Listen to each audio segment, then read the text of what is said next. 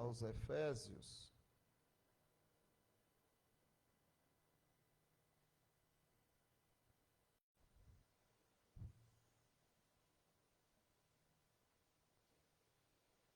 nós vamos fazer uma leitura do versículo 1 ao versículo 4.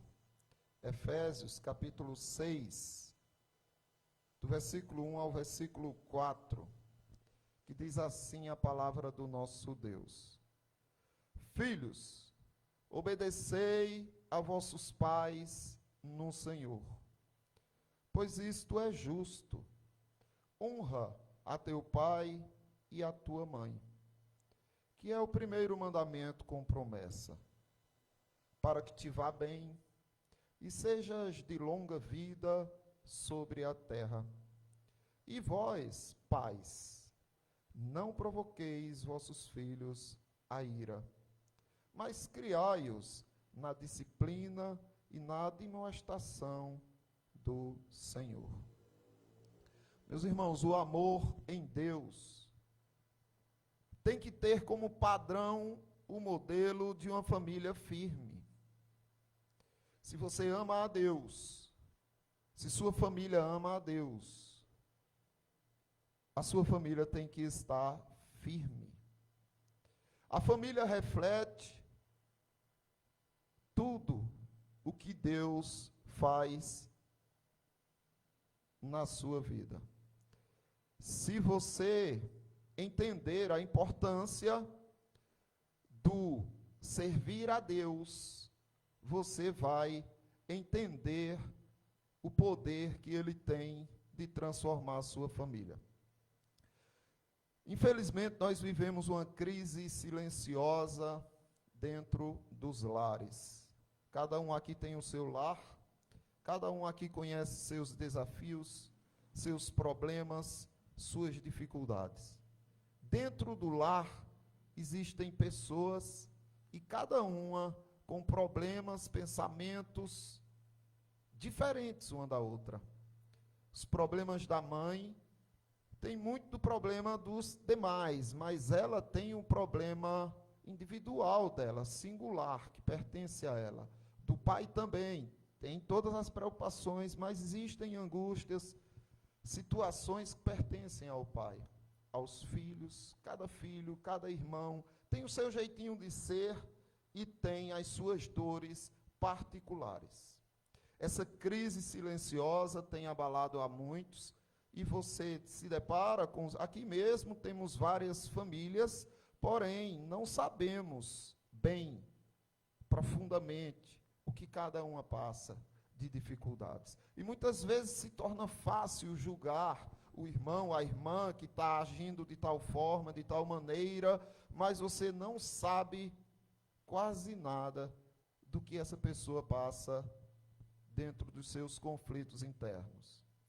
Dados relevantes indicam um aumento significativo de estresse na família. Ansiedade e depressão dentro das casas. No Brasil, transtorno como ansiedade já atingem milhões de pessoas. E sabe o que é curioso? É que muitos desses quadros começam ou se intensificam dentro de casa. Mas o lar era para ser o lugar de refúgio, o lugar de descanso. O mundo te afligindo, as dificuldades, o trabalho, e quando você chega em casa, descansei, aqui é o meu lugar da paz. Mas não está sendo. Muitos desses quadros, repito, começam na família, ou pelo menos se intensificam lá. Famílias emocionalmente desorganizadas geram indivíduos inseguros, impulsivos e feridos. Precisa-se mudar isso. Precisamos despertar para reagir. Vamos deixar nosso lar ser consumido por transtornos que deveriam ser tratados? quando falta amor estruturado, com limites, direção e segurança, o cérebro, especialmente o sistema emocional, entra em um estado de alerta constante. Se faltar amor estruturado no lar, o seu cérebro ele vai ficar inseguro. Existe uma glândula do cérebro chamada amígdala, que ela produz hormônios de estresse, de ansiedade. Produz o cortisol, a adrenalina, a noradrenalina, que são hormônios que agitam você por dentro. É como você tomar um pouquinho de veneno. E você, toda vez que ativa essa glândula, ela não tem proporção, ela não sabe medir o que está acontecendo. Se vem o desconforto, a mesma energia que ela libera para você fugir de um leão, ela libera para você fugir da sua esposa, do seu esposo, dos seus filhos, do seu pai. Quem tem o dever de regular é você. Você que tem o dever de parar, analisar e dizer, peraí, o que é que está acontecendo? Por que eu estou tão agitado? Por que eu estou tão em conflitos dentro de mim? Qual é o mal que está acontecendo? Ah, é só minha mãe reclamando comigo. Eu acho que eu fiz alguma coisa errada. Então você regula isso, mas se você não se torna consciente do ambiente e da situação, isso perde o controle. E você grita, e você xinga, e você bate, você não tem controle. O resultado é irritabilidade, falta de respeito, quebra de vínculos. A família só será firme quando o amor que sustenta vier de Deus. Você tem tudo para ter um lar de paz, de segurança, porque você tem Deus. Não apenas de sentimentos humanos você necessita. Ah, eu tenho que sentir pelo meu filho, pelo meu esposo, pelos meus pais, eu tenho que sentir. Não, você não precisa sentir. Inicialmente, você precisa temer a Deus, entender a quem você pertence e agir com o seu familiar como um Deus quer que você haja. Ainda que isso precise contrariar os seus sentimentos. Se o amor de Deus é padrão, então Ele mesmo nos ensina como esse amor deve se manifestar dentro de casa, na família. Preste bem atenção. O primeiro ponto que nós precisamos observar para cuidar do nosso lar, dentro do texto que nós lemos, é que os filhos, o amor que se expressa tem que ser em obediência. Ah, eu vou mostrar que eu amo a minha mãe, levar uma flor, eu vou dar um presente, eu vou... Não, isso daí é complemento. Mas o que realmente prova o amor é a obediência. Quantas vezes você resiste à tentação, o desejo, a vontade e o sentimento de praticar o pecado por amor a Deus, por obediência a Deus? Então você diz, não, isso é muito sedutor, dá um prazer imenso, é muito gostoso, eu sinto muito bem, eu me sinto muito bem quando eu faço isso, mas contraria o meu Deus. Então, vai ser contrariado por mim. Os meus sentimentos não vão me guiar contra o meu Deus. Quantas vezes você não faz isso? Pois bem, o amor pela sua mãe, o amor pelo seu pai, filho, vai ser provado na sua obediência. Eu quero uma coisa, os meus pais querem outra. Eu vou pelo que os meus pais querem. Isso se chama obediência. Por amor à justiça, ao que você é em Deus. Se você foi regenerado por Deus, se você é um cristão, por mais fraco que você esteja, você é de Deus. Você é em Deus uma pessoa justa. Então, por isso que Paulo diz assim, refletindo o mandamento, o quinto mandamento, ele diz: filhos, obedecei os vossos pais no Senhor, pois isto é justo. Então pense nisto. Eu tenho que obedecer, mas por que eu tenho que obedecer os meus pais?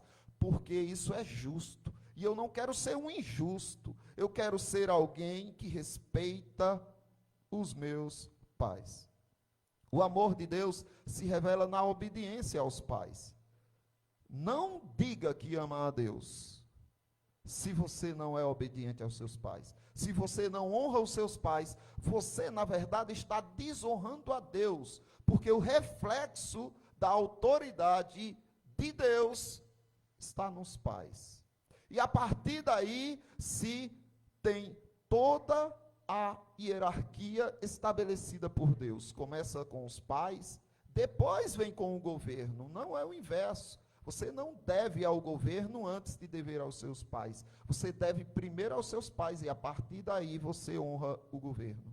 No Senhor, filhos, obedecei aos vossos pais no Senhor. É obediência com consciência espiritual. Não apenas externa, mas de coração. É você respeitar por dentro. Não só externamente, não só aparentemente, não só às vistas, mas é você honrar, respeitar, obedecer por dentro. Isso é no Senhor. E de acordo, óbvio, com aquilo que Deus manda, porque obedecer os pais contra a vontade de Deus também não, mas é a partir de dentro que você precisa obedecer a seus pais. A obediência desenvolve autocontrole, veja se você tem. Desenvolve respeito à autoridade, estrutura emocional saudável, veja se você é assim. Filhos que não aprendem a obedecer, tendem à rebeldia, sofrem com limites na vida adulta. As consequências vêm depois. Por isso que o Senhor ordena que você seja justo. Os puritanos, eles diziam que a obediência no lar é a primeira escola da obediência a Deus. Não adianta você querer ser obediente a Deus e ser desobediente aos pais, porque você começa aprendendo a obedecer a Deus em casa, obedecendo aos pais. Um filho que rejeita a correção é como um barco sem leme. Tem força, mas não tem direção. Se você não tem ali o leme para controlar a direção do motor, o barco vai, uma hora, bater em algum lugar. Então, assim são os filhos que rejeitam a correção dos pais. O amor de Deus não apenas corrige, ele também promete. Então veja como Deus é maravilhoso. Ele diz: você deve obedecer porque isto é justo. Obedeça no Senhor, de coração. E é interessante que Pedro diz que Sara chamava Abraão de Senhor, por respeito a Abraão. Não vemos na Bíblia Sara chamando Abraão de Senhor, a não ser no coração. Quando ela diz: como? O meu Senhor já velho vai me dar filhos? O meu Senhor já velho vai me dar... No pensamento, isso é honrar a Deus. Isso é honrar os pais no Senhor. Da mesma forma que Sara honrava o seu esposo no coração, chamando ele de Senhor. Os filhos podem fazer isso. Agora, que não é só porque é justo e porque é um dever, mas é porque também Deus tem promessas incríveis para quem se submete à obediência. Os filhos, o amor que honra produz vida. Por amor à vida, por amor ao Deus que prometeu. Veja só o que diz o versículo 2 e o 3. Honra a teu pai e a tua mãe, que é o primeiro mandamento com promessa. Então, quando você entra para os mandamentos da sua relação com o próximo, esse é o primeiro mandamento com promessa. Para que te vá bem e sejas de longa vida sobre a terra. Então, Deus tem uma promessa incrível para filhos que abrem mão do seu ego, para filhos que abrem mão dos seus caprichos, para filhos que abrem mão do seu orgulho. Deus tem promessas incríveis. E é interessante porque se você vê as pessoas mais bem-sucedidas na vida, são, se não receberam de herança, as pessoas que mais se sacrificaram nesta vida. E o que Deus está dizendo é: sacrifique os seus prazeres, os seus desejos, os seus interesses, por honra aos seus pais, e eu honrarei você com vida em abundância. Longa vida sobre a terra, e você irá bem. Existe uma verdade central aqui, que é: honrar é amar com atitude contínua. Você tem que estar sempre nesse desenvolvimento. Honrar envolve respeito, mesmo quando há falhas. Pare de querer justificar a sua rebeldia. Ah, não, eu não obedeço porque não existe porquês nos mandamentos de Deus. Ele não dá espaço, independentemente de como seu pai ou sua mãe é, honre-os. Respeito mesmo quando há falhas. Gratidão. Pare e analise sua vida. Você acha que chegou aonde chegou porque você foi habilidoso, esperto, capaz? Não foi. Foi porque pessoas se sacrificaram para que você fosse bem estruturado. Pessoas abriram mão de noites de sono, trabalharam feito loucos, choraram dia e noite aflitos porque você adoeceu e porque tem medo do seu futuro ser uma desgraça, e sofrem e se sacrificam para dar o melhor para você. É por isso que você chegou aonde você está. O mínimo que você pode fazer é expressar gratidão. Reconhecimento da autoridade dada por Deus. Entenda, seu pai e sua mãe não é autoridade porque você acha que é, não é autoridade porque a cultura diz que é. O seu pai e a sua mãe é autoridade porque Deus disse que são autoridades sobre você. Filhos que honram os pais desenvolvem segurança emocional. É incrível. Se você analisar a vida de crianças obedientes aos seus pais, aos seus avós, aos seus tios, e depois olhar crianças desobedientes que fazem só o que querem, só as suas vontades, veja a diferença colossal que há entre um e o outro nas questões emocionais. Isso é a psicologia que diz, viu? A Bíblia é o padrão e a Bíblia já está tratando desse assunto, mas a psicologia identifica esses padrões. Aqueles filhos que honram seus pais, eles são emocionalmente mais estabilizados, têm menos conflitos internos, constroem identidade mais instável. Agora, já os que desprezam, carregam culpa, ira, vazio, insatisfação, têm dificuldade em relacionamentos futuros. Os puritanos também diziam que Deus liga bênçãos duradouras à honra sincera dentro do lar. As bênçãos te aguardam. Só precisa você honrar o seu lar, os seus pais. Agora pense em uma árvore com raízes profundas. Ela resiste a grandes tempestades. Honrar os pais é ter raízes profundas. Agora, se Deus chama os filhos ao amor e à obediência, Ele chama os pais ao amor que guia. E é o próximo ponto que nós veremos aqui. Os pais, o amor que disciplina e forma. Veja o que diz o nosso texto. Por amor à orientação do Senhor. O versículo 4 diz: e vós, pais, não provoqueis vossos filhos à ira, mas criai-os na disciplina e admoestação do Senhor. Vocês já viram como Jesus Cristo trata os seus cordeiros, as suas ovelhas? Quando elas erravam, como Jesus tratava com eles? Não confundam a correção de Jesus para com os doutores da lei, fariseus, hipócritas. Não estou falando deles. Jesus era bem duro com eles, né? Raça de víboras.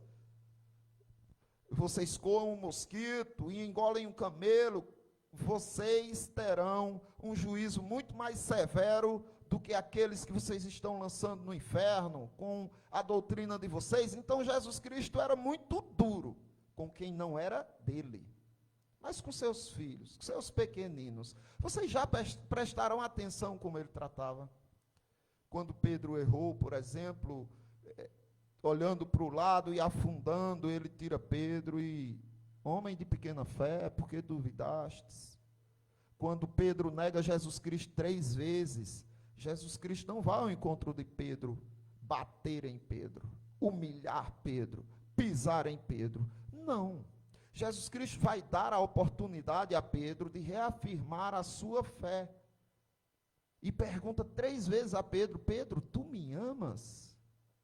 E Jesus Cristo não desfez, mas ele sempre dizia: pois apacenta as minhas ovelhas, apacenta os meus cordeirinhos. E restaurou Pedro. E por que você acha que vai tratar seus filhos de qualquer maneira? O amor de Deus não fere. E aqui nós vemos o texto dizendo: não provoqueis a ira. Sabe quando isso acontece? Sabe quando você provoca a ira dos seus filhos? Quando há excesso de dureza. Quando você trata seus filhos como se fosse um fariseu, daquele que Jesus Cristo era bem duro com eles. Mas seu filho não é um fariseu, sua filha não é. O que eles são é teus filhos. E precisam ser corrigidos com brandura e não com dureza. Isso acontece também quando há falta de escuta. A coisa mais difícil, eu digo a vocês, que um pai e uma mãe pode conquistar é a confiança e a segurança de terem os seus filhos dialogando, conversando, se abrindo com eles. De terem eles como aqueles a quem eles podem ir para confessar as suas dores. Porque primeiro há um bloqueio natural de desconfiança. Será que eu posso dizer isso mesmo à mamãe? E se eu falar isso, será que papai vai entender? Existe um temor que vem do respeito. E isso daí precisa ser rompido, vencido pelos pais. Dizer: não, filho, vem cá, pode conversar, a gente vai tentar encontrar uma solução. Não vamos entrar aqui em pânico. Então, quando se há escuta, aí sim você está criando os filhos sem provocá-los a ira. Incoerência também provoca a ira dos filhos. Ou a ira no sentido de desânimo também, viu? Não é só raiva. O desânimo, o abatimento dos filhos é quando há incoerência. Se exige, mas não vive. É complicado isso, é muito complicado. Porque os pais têm que ser o padrão de exemplo, os pais têm que ser o espelho, aqueles para quem eles olham e dizem: já sei por onde seguir, já sei o que fazer. Mas os pais dizerem uma coisa e fazerem outras, o que é que o filho precisa ouvir? É a voz ou o caminhar? Eu acredito em quê? Quando minha mãe ou meu pai diz por onde eu devo ir, ou quando eu olho para onde eles estão indo? O que eu sigo? A voz ou os passos? Por isso que precisa. Não faça isso e os pais seguirem nessa mesma direção. Se não houver harmonia entre os pés e a voz, então haverá confusão. E os filhos desanimarão. Ausência emocional. Muitos pais estão sempre presentes, mas eles nunca são presentes. Estar presente é diferente de ser presente. Você pode muito bem estar com seu filho na sala o dia todo, mas ele jogando o joguinho dele lá e você mexendo no seu celular para outro canto, não dá em nada isto. O pai tem que ser presente emocionalmente. Tem que estar atento à situação. Existe um estilo de meditação que se chama mindfulness, que é o você saber onde você está, você sentir o aqui e o agora. Você sair do automático e observar tudo ao seu redor. Cada coisinha e detalhe que você pode desfrutar através dos seus sentidos, da sua visão, do seu olfato, do seu paladar, do seu toque. Então, tudo que você puder desfrutar, você faz consciente, ou seja, é você sair do automático e entrar para o consciente. Isto é que os filhos precisam dos pais, que eles estejam e sejam presentes. Não substitua presentes pela sua presença, não faça isso, não adianta. Isso produz filhos ressentidos, distanciamento afetivo, reações agressivas e fechadas. É assim que as coisas começam a acontecer. Agora, o amor que forma é este: criai-os na disciplina e a demonstração do Senhor. Que significa isso? Corrigir com propósito. Não é corrigir só porque pegou gosto de corrigir, e qualquer coisa que acontece você já vai reclamar. Não, tem coisas até que você pode deixar passar. Tem coisas que você pode observar e conversar depois. Tem coisas que você pode observar e corrigir de uma maneira sábia e profunda. Por exemplo, se o filho quebra alguma coisa de valor, primeiro ele não fez por maldade. Ele fez por desleixo, porque não teve o controle da situação, desatenção. Ah, mas é um erro, e você quantas vezes não erra como adulto também? Quantas coisas você não quebra como adulto também? Eu vi uma pessoa falar uma coisa para mim, que eu digo, nossa, eu não queria estar no lugar desse pai, se bem que a gente tem as nossas experiências também, que a gente diz, nossa, ai meu Deus, que vergonha, eu não devia ter feito desse jeito. Mas um pai chegou para mim, né, eu atendo o filho dele, e o filho dele é muito retraído, ele é muito fechado, quase que não se move para canto nenhum. Chegar num lugar estranho, de pessoas assim, ele vira uma planta. E o pai quer resolver isso, quer ajudar isso. Mas é interessante que quando o pai veio conversar comigo, o pai disse o seguinte, olha, que eu pergunto, né, como é o seu tratamento, quando ele comete uma falha, uma coisa ou outra. E ele me contou uma experiência incrível. Ele disse que o filho dele estava, eu vou mudar um pouco a situação também para que fique o mais difícil possível de se entender quem foi ou o que aconteceu. Mas o filho dele estava em um ambiente, né, digamos, num restaurante, e derrubou um prato no chão. E o pai o humilhou na frente de todo mundo. Menino, tá vendo como tu é desleixado, menino burro, ignorante, olha para aí o que é que tu faz e tal. E o menino deu aquela recuada, se travou e o pai ficou ali espumando. Passou-se 2 anos, o pai estava preparando uma comida, derrubou o prato no chão. Eita, desculpa aí, deu um sorrisinho, pegou, botou no lixo, pegou outro prato, colocou e foi comer. O filho olhou para o pai e disse: pai, não foi assim que o senhor me tratou quando fui eu. Você percebe que é importante que você saiba como corrigir. Criai-o na disciplina e na admoestação do Senhor. Se quebra alguma coisa, você na verdade está tendo uma oportunidade de mostrar para seu filho quem é maior na tua vida, se Cristo ou o bem material. E se você sai do seu controle emocional porque o bem material quebrou, o que você está dizendo, olha, vale mais para mim é esse bem do que Cristo e você. Estou nem aí para o que Cristo espera de mim e não quero saber o que esse meu estresse vai causar na sua vida emocional. É isso.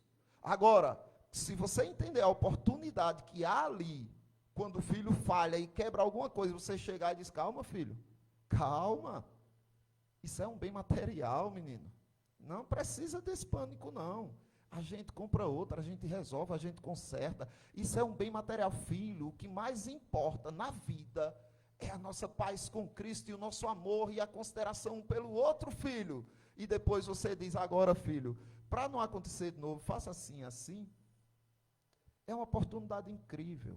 Eu vi uma cena, acho que alguns já viram, porque circulou muito, de duas crianças que estavam dentro do carro e uma tirou o freio de mão e o carro começou a descer uma ladeira e as crianças pequenas dentro do carro e conseguiram pular do carro e o carro foi descendo e elas gritando em desespero: pai, pai. O pai sai desesperado, correndo, tenta pegar o carro, não consegue, o carro desce a ribanceira e sai capotando. Bu, bu, bu, bu. E as crianças ficam paralisadas com aquilo, é lógico. E o pai em desespero: quem fez? Quem mexeu? E aí uma criança diz: não foi eu, pai. A outra diz: foi eu, pai.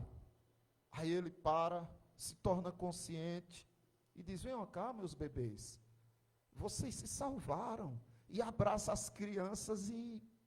Veja, existem oportunidades que nós temos, mas muitas vezes nós usamos essas oportunidades que edificaria para destruir, ao invés de edificar. Então é ser exemplo constante. Os puritanos também diziam que pais que não governam seus filhos com amor, os entregam ao governo do mundo. Eles vão acreditar mais no estranho, que dirá: eu tenho o melhor para você, eu tenho um conselho melhor, eu tenho um caminho, olha só o que eu te ofereço, do que te ouvirá. Sabe por quê? Porque você não governa seus filhos com amor. Um jardineiro não grita com a planta. Ele não perde a paciência com a planta porque está demorando para crescer. Não, ele cuida, poda e direciona. Agora, meus irmãos, eu quero concluir dizendo que o amor humano, ele é instável, ele oscila, ele falha. Mas o amor de Deus é firme, direciona e sustenta. Amor sem disciplina gera desordem, disciplina sem amor gera revolta. Então você precisa disciplinar, porque senão vai haver desordem. Mas você precisa disciplinar com amor, porque senão virará revolta. Amor de Deus mais verdade redunda em família firme. Uma família só será firme quando o amor que governa não vier de coração humano, mas da palavra de Deus. Hoje Deus está restaurando padrões. Filhos, obedecer por amor. Filhos, honrar para viver bem. Pais, disciplinar com graça e verdade. Pais, Senhor, ensina-me a amar como tu amas. Essa deveria ser a oração dos pais. Filhos, Senhor, ensina-me a obedecer e a honrar como teu filho fez. Pois bem, quando o amor de Deus entra em uma casa, o caos começa a sair. Que Deus abençoe você e sua família neste mês que paramos para meditar e lembrar da família. Agora nós vamos ter um momento com o Senhor, que é a mesa do Senhor. Vamos tomar parte na mesa do Senhor, lembrando que esta mesa não é a mesa da presbiteriana conservadora de Agrestina, é uma mesa universal, é a mesa do Senhor Jesus Cristo. Então, se você já professou fé em Cristo, já o confessou publicamente na igreja, se você é membro, faz parte de uma igreja fiel ao Senhor Jesus Cristo, você tem direito nessa mesa. Vamos tomar parte na mesa.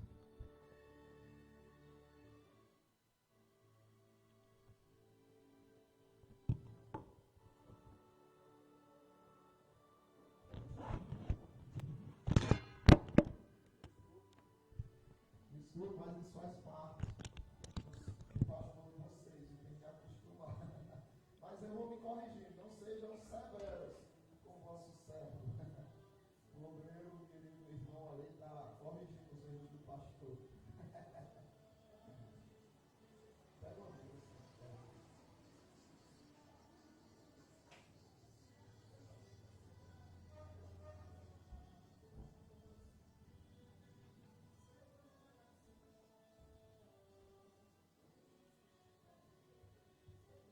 Meus irmãos, vamos